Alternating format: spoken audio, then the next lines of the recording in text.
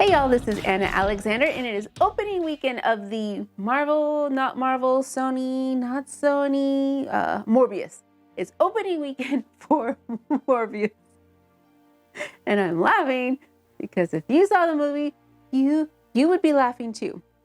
Right. Okay, so here is the dealio with this movie, which is I don't know anything about Morbius aside from what has just been placed out there in preparation for this movie coming out. I had heard the scuttlebutt. I saw the delays in release dates that were, some of it was probably the studio's fault, some of it we know wasn't its fault. Did that hurt the movie or help the movie? I truly don't know. But I went to go see Morbius with very little expectations beyond wanting to be entertained. That's all. I didn't want to hear everybody kind of ragging on it and then just go in waiting to rag on it. Did not want to do that. I wanted to try to give this movie a fair shake. Was I entertained? No. No? Yeah. No, I wasn't entertained. I left with my squinty face in not a good way. And if you've seen my other videos, you know what I mean by squinty face, which is me figuring out going, what the hell is going on? And this was not one, and I'm thinking too hard when I shouldn't have to, right? Okay, so where do I even begin? I spent my whole ride home trying to figure out where do I begin to piece it out. So I'm gonna start with, what did I like about it?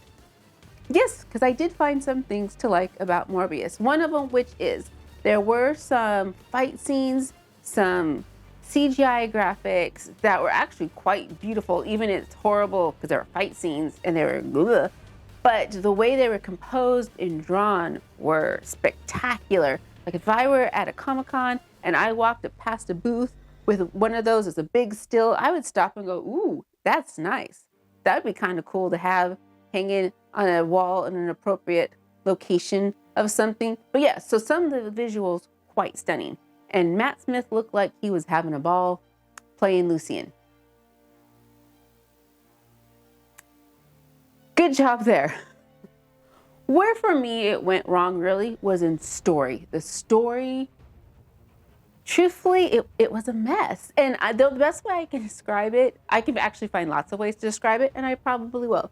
But put it in perspective, the first minute and a half, how it unfolds, tells you how the rest of the movie is going to be laid out for you. And it's a scene that you've seen in the trailer. It's the helicopter in the jungle lands, Michael comes out. Do you need a doctor? I am a doctor.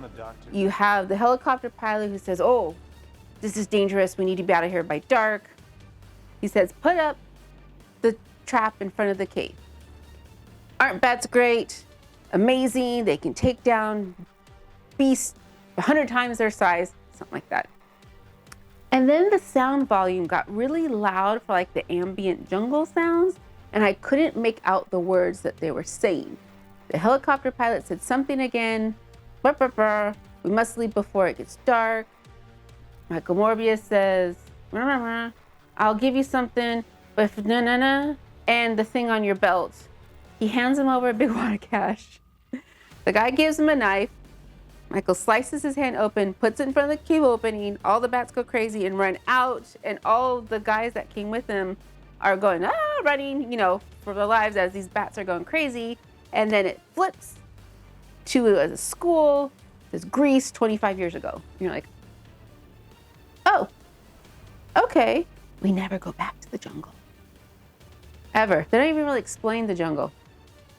Ever. And then the next time we see him, Michael as an adult. So we see him in Greece as a child being introduced to his friend Lucian, who he calls Milo. And then he grows up. We see in a span with just him trying to accept the Nobel Prize, which he declines. And then he's in the hospital. And then we get info dump backstory as he talks to Martina Bancroft. What have you been working on down here in his lab? Oh, nothing you need to concern about. Really, she pushes a button on this big glass atrium that is in the middle of the lab, pushes some buttons, and all these bats come down and are flying. And I'm thinking, he's in a lab and they built in the middle of this research hospital, an atrium, and filled it with hundreds of bats. And nobody says anything or notice anything. And that atrium is pristine. It is clean. No bat guano anywhere. Who's feeding these bats? And that's what happens the entire movie, where things are happening for no real rhyme or reason. It's very herky-jerky storytelling where they're going, okay, we're dropping you here. Why? Because you need to be here.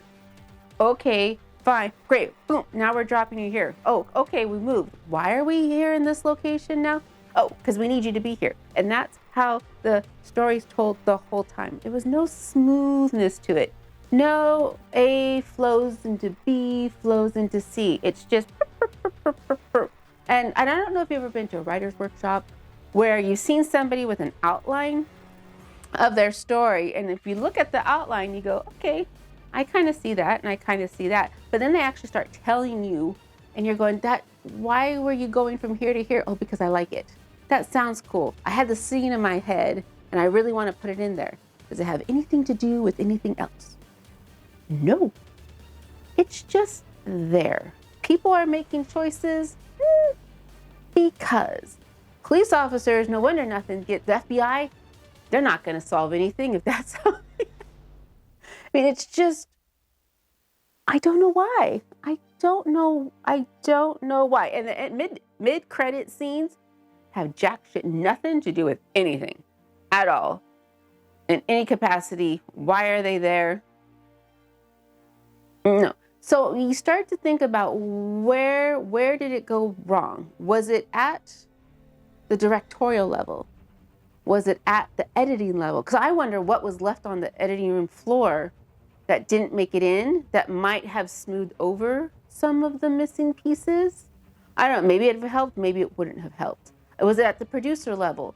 Clearly somebody got their way and they should have been told no.